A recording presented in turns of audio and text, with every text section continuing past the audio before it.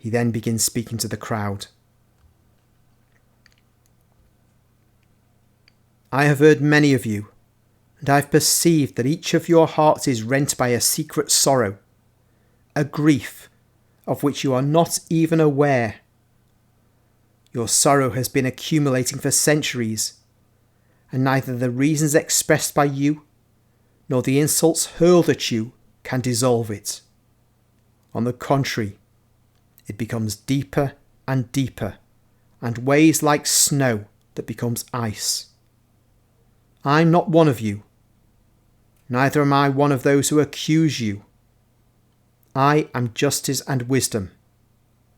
And once again, I will quote Ezekiel to solve your case. He speaks of Samaria and Jerusalem in a prophetical style, and he says that they are daughters of one mother, and calls them Aholah and Aholibah. The first to fall into idolatry was the former, whose name is Aholah, because she was already deprived of the spiritual help from union with the Father of heaven. Union with God is always salvation. She changed true wealth, true power, true wisdom with the poor wealth, power and wisdom of one who was inferior to God, who was even lower than she was. And she was seduced to such an extent as to become the slave of the way of living of her seducer. She wanted to be strong, and instead became weak. She wanted to be superior, and became inferior. She became insane because she was imprudent.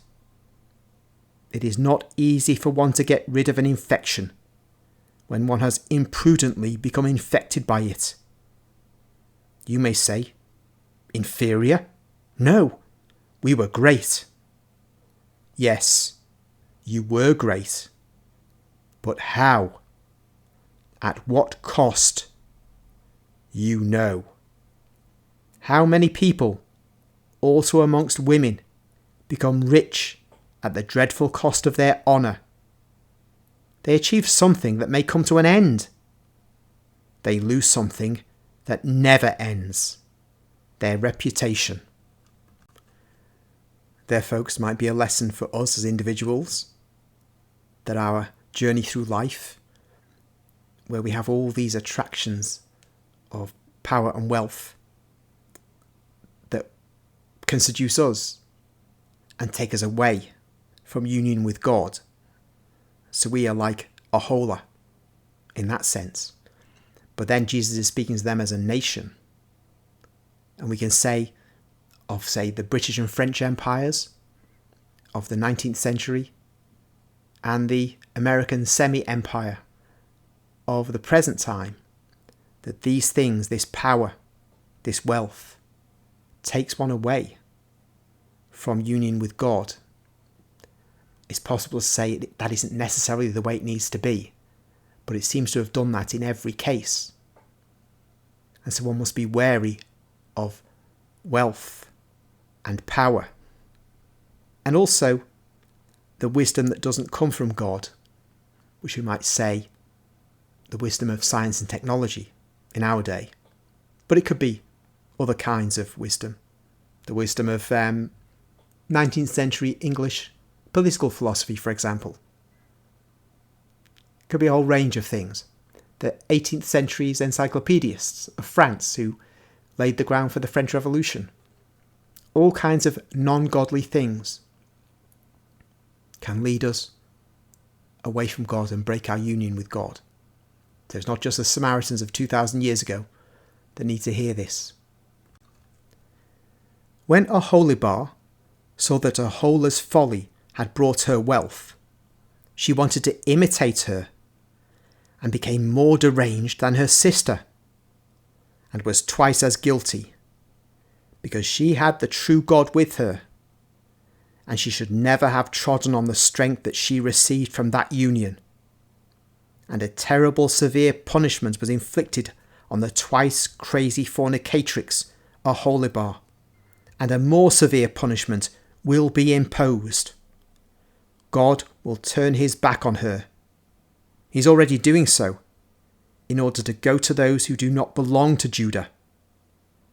Neither can God be accused of being unfair, because he does not impose himself. He opens his arms to everybody.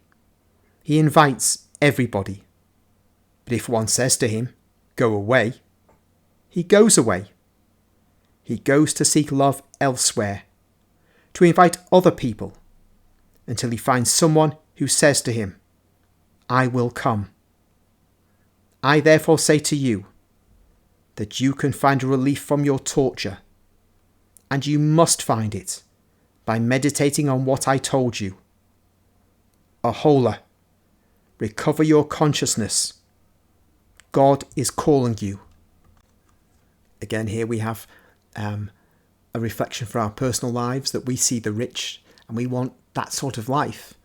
The rich may have got their wealth by honest or dishonest means, but it's an engine for us to seek the same sort of things. And so the whole society is in a mad dash for money and power. There's also what occurs to me, maybe me making connections which really aren't there. But I mentioned before the British and French empires. Well, Germany looked at Britain and France and too wanted imperial power. But by being an overwhelming continental power, as Napoleon had sought to do 100 years before, Germany went on that same journey. And Germany, like France, was devastated. But even worse than France, Germany was devastated and caused unbelievable suffering in the process. So we might see there Germany as a holobar. But again, we could perhaps draw plenty of comparisons with all kinds of things that are going on in the world when we look at what Jesus is saying. But of course, the primary focus of a holobar here is Judah.